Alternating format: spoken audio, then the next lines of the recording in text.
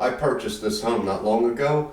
It's a live and flip project, and I'm replacing all the receptacles throughout the home. Light switches, three-way switches, and I'll share the standard procedure of how to change an outlet. And I'll also share tips and tricks of things I've ran into when dealing with older homes. Thank you. So I need to drop power on this outlet, and a lot of times I'll just plug a radio in, go down to the breaker box, start hitting breakers till the radio goes out. Then you know the power's off. However, you can also use electrical detector. Same deal. When that stops beeping, power's off.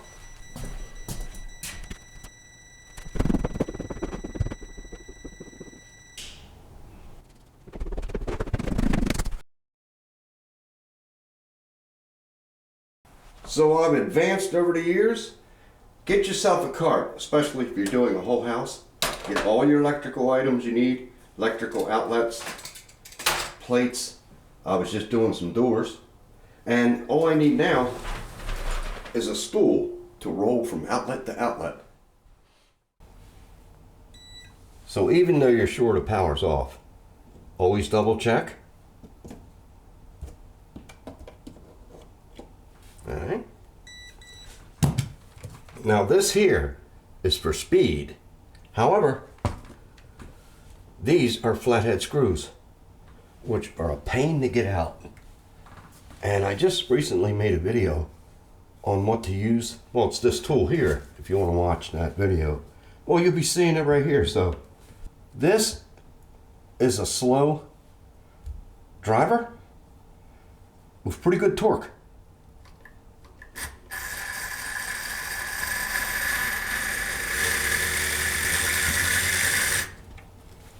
In a nutshell, the video I made was about removing these screws. They're always full of paint, and the slot is not deep enough, and it will slip, slip, slip. This did well, and especially if they're rusty or metal boxes, it's awful.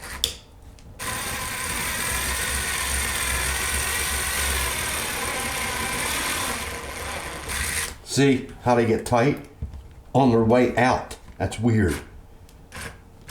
Now my machine's too weak. Oh my goodness.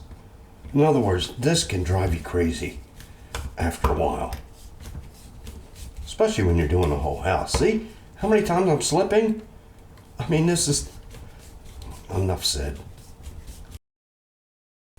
I mean, we're used to drivers these days. And to have to go to manual. Plus I need more power in this. This is fully charged. It won't even run.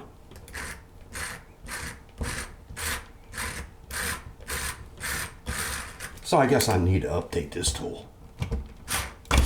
Let's fast forward. There we go. So there's flatheads right here.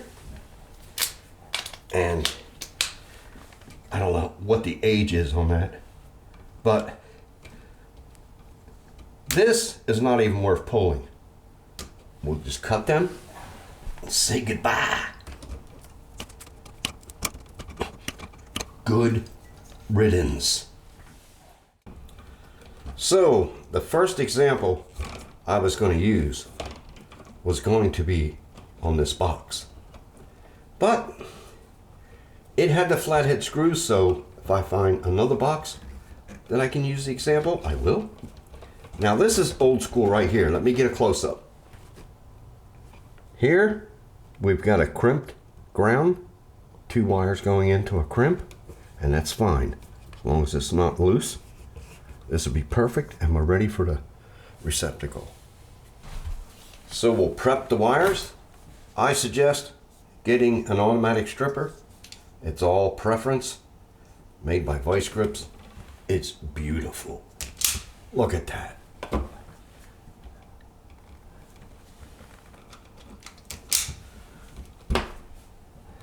I go a little long, it's just easier.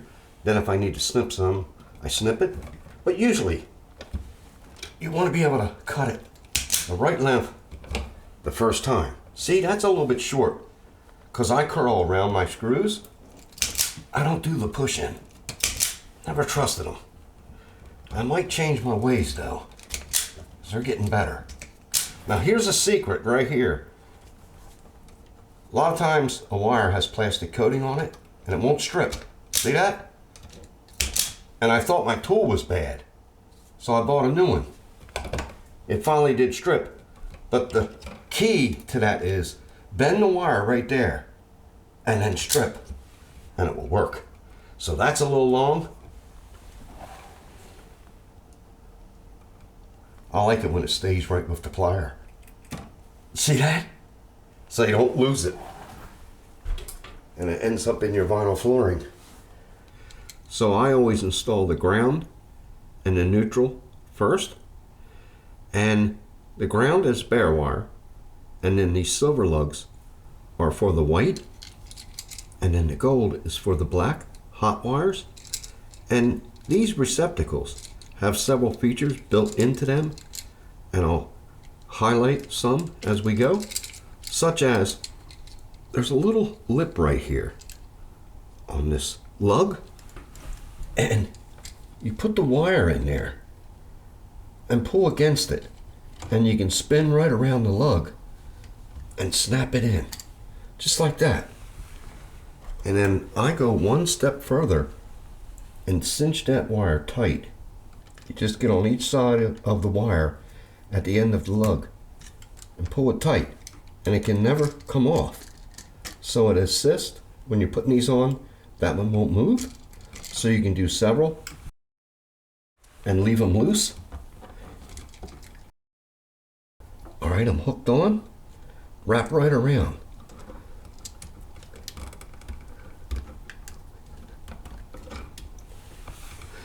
That's a nice feature when it works.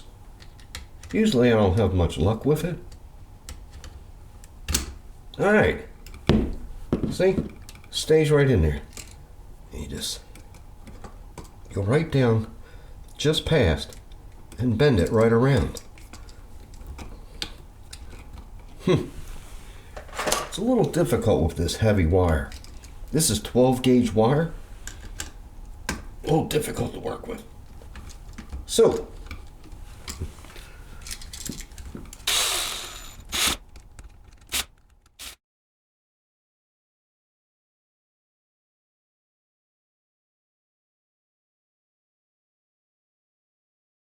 that side's complete.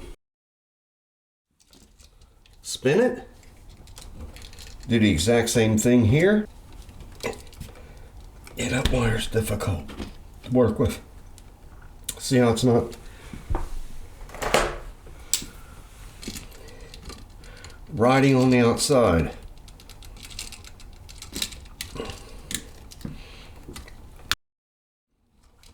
Another thing, you don't want to be like that because it's on the plastic. That's one reason why I cinch it. And you want it like this. Well, since it's not going that way for me, when you clamp it, it will.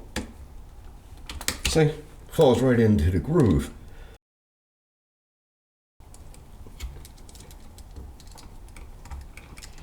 So whatever works best for you, go with that. There.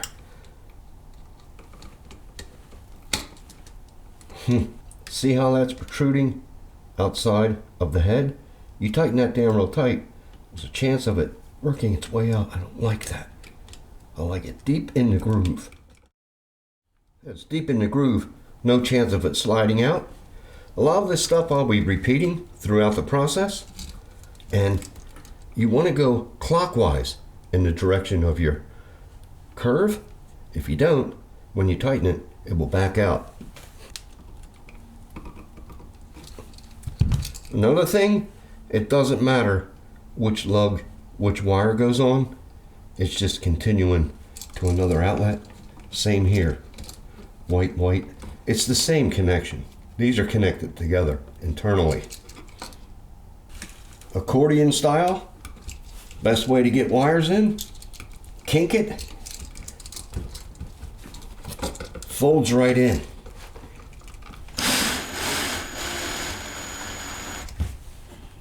And before you get it tight, check for level.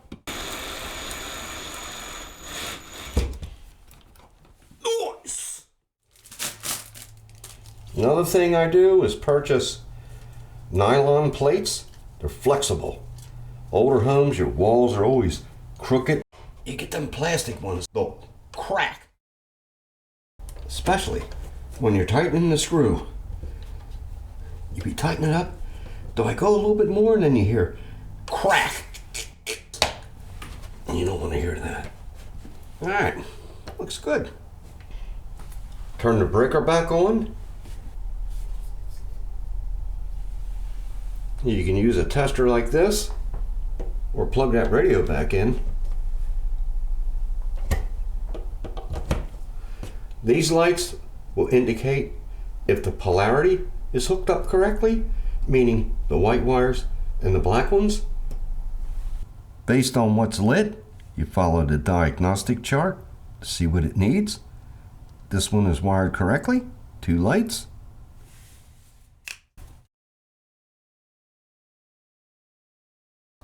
Here's a box located in the kitchen, and there'll be an island right here. I have it stuffed with paper towel, protect the wiring during painting. And I'll be using a tamper resistant style outlet here since it's near children. No power. So this is old work, and it was just a receptacle I removed to do the painting. So it already has everything ready to be wired. And this one has 4 wires. Simply means there's power coming in, power feeding another outlet on down somewhere. So the takeaway from this one is this style grounding lug. There's 2 ground wires right here, and it's cut short, and this ground slips over and then screws on to both, and then a single pole to your receptacle. Speaking of receptacles, tamper resistant simply means you have a little plastic shield in here where a child cannot put something metal in there and get shocked. Nice feature. So I always put my ground lug downward. I just think it looks better. There's a big debate about that. You can have that in the comment section all you want. So since I have this downward, I always put on ground and neutral first, and then spin it. All wires cinched. They won't come off. And they're wrapped in this direction, so when you tighten the screw, it just pulls tight. If you go the other way, it will push them outward. Another thing I do, pull on the wires to make sure the wire stays in place. I don't have a lot of patience, so I cinch them up with the quick drill. I've got this Klein. It's a special driver. It has a flathead, Phillips, and Robertson, and it really grips these lugs nicely.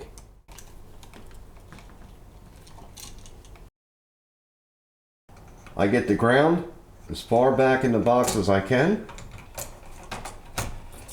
without hitting the wires, of course. I get the box all the way in first before I do the screws. That way it will sit flat when you get it in there. I get the first one started just a little bit. Gives you room to work with the bottom, and you can see the hole. Sometimes they're painted over like this one. You just go right through it. And here is where I push in and speed. Greatly appreciated.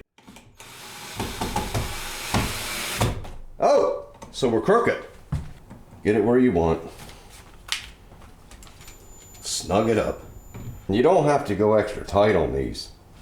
It bends the tabs and all kinds of other stuff. Then the plate fits funny. Alright, I think that looks pretty good. I'm not going to put a level on it. They got a self holder for the screw.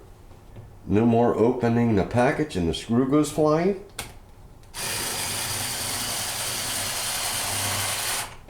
Alright, it's snugged up right there. So I'm going to turn it back. You either want the screw up or that way. Another huge debate. Here's the one I just finished. This is a three-way switch, so I've decided to dedicate a video to three ways, and we'll see what we discover in that process.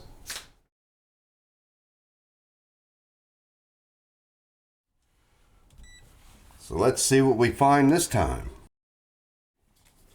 Flathead screws again.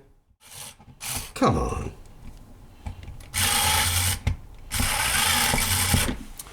Well, since this one's giving me a hard time, here's the other option.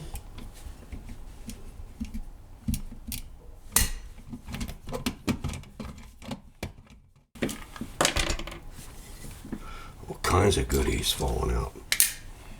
Here we've got some backstabbing, which is available on the new style. I never use them. I don't trust them. Say goodbye. If you notice, so far, the wires are plenty long. That is a huge plus. The older the home you're working on, the shorter the wires, and that can be very difficult. So, since I'm talking about stripping, here's a gauge right here. I never use. But if you want the exact amount each time, you got a stopper here. Well, I need more than the maximum. Now this wire here, that'd be sufficient for backstabbing. I need a little bit more for the J-hook. And as you can see, this wire has some burnage on it, and it's corroded. That's not pure copper. Look at that. So this outlet has gotten hot on that connection. You can clean that with a razor blade, some emery cloth, get it nice and shiny like brand new copper, make a good connection. All right. See, I always go in this way and then around it. Take two. Take 2 and 2, 1. A lot of times I get this curl too tight. So instead of going in this way, I go on an angle and get that to slide in. Pull it right around there. The ground seems to be the hardest. I'm not sure why.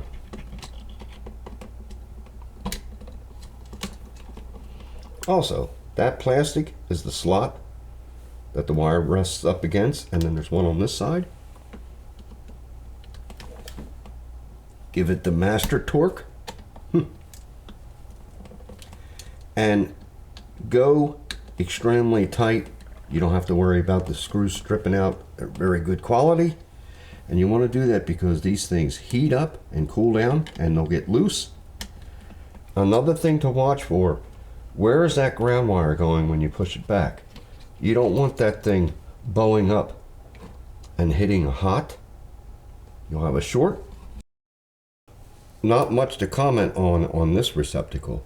However, if you have damaged drywall, you can buy these plates extra large to cover imperfections.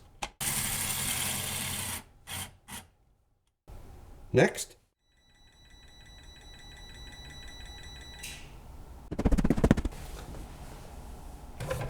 So nothing to mention here.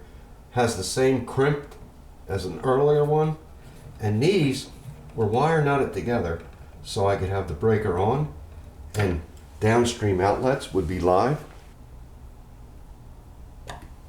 Next.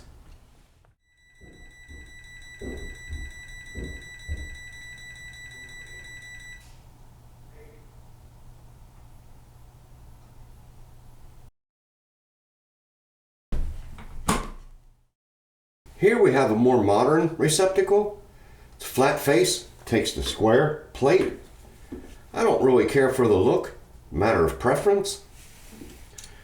Here's the Tamper resistant style. It's flat faced as well, which I don't really like. I like the old style. It's got body. And the reason these are tapered in is it helps you line up the plug. So I'm not sure why they went with the flat design. At least this one has Phillips. Nice. Plenty of wire.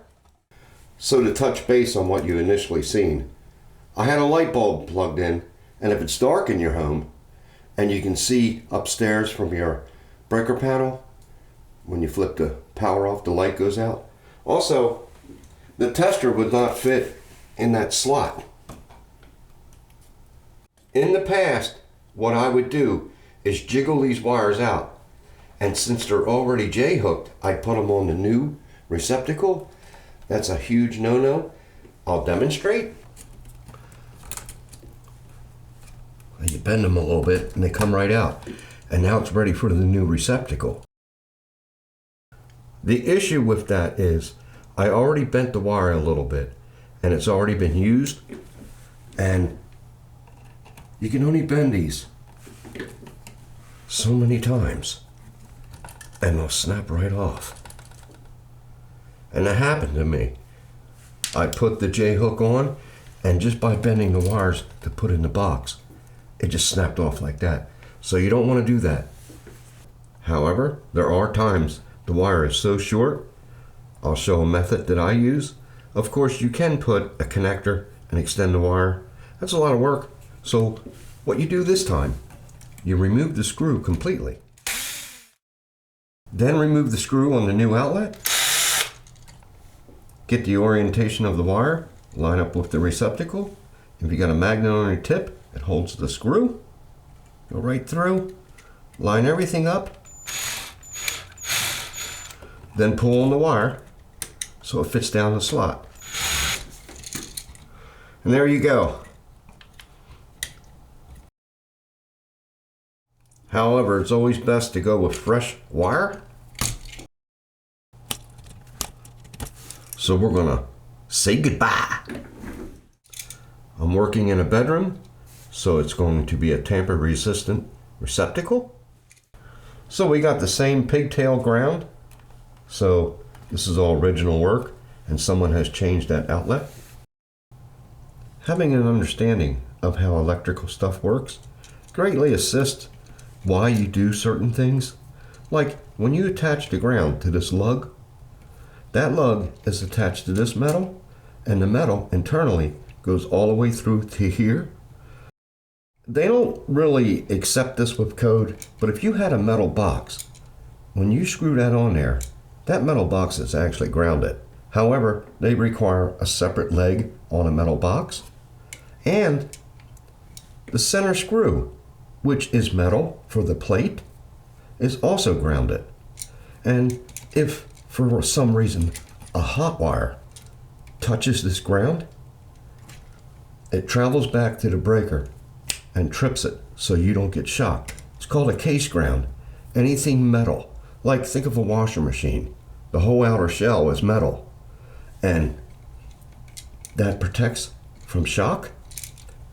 The older ones had 2 prongs. I'll discuss that later.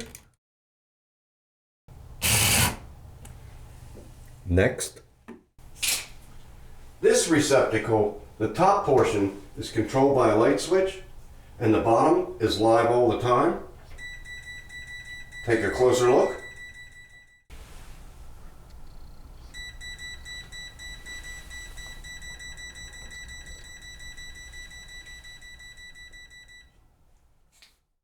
I'll do a separate video on this procedure.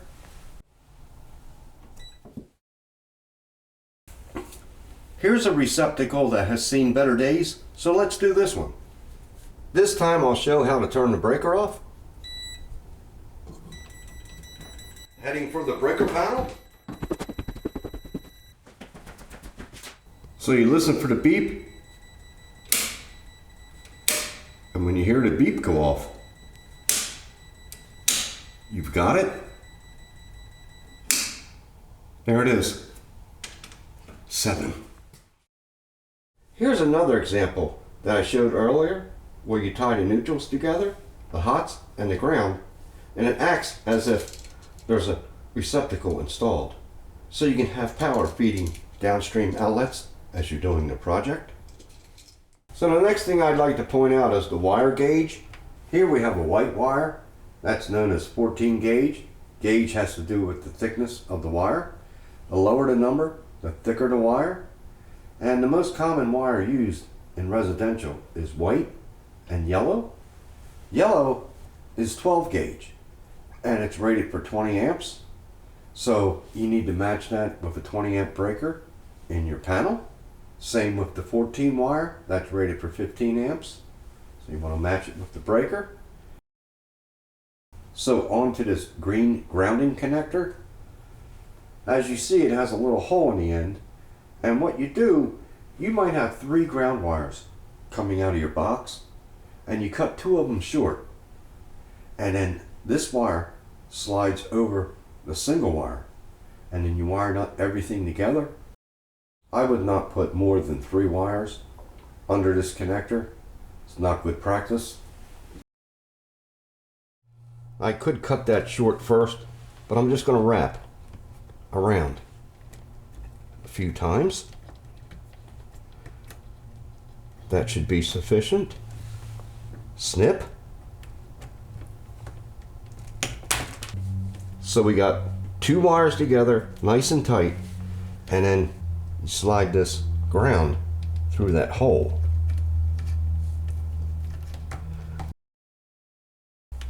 Nice and snug. You can also keep twisting. It's like a double connection. Then you got a single to go to your pole, and then wire the outlet as normal. Nice! I did them both. Should I do another one? Nah. I think I covered a good amount of ground. And there's always something to be said with electrical techniques and procedures. And plenty of other topics when you get into the metal boxes, junction boxes, this and that, conduit, this and that, outdoor lighting, underground wiring. I'd like to thank everyone for watching. Hope this has helped someone.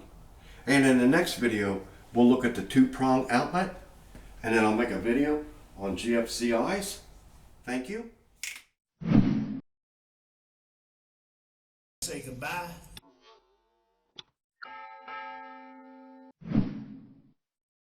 Did I say goodbye? Salutation.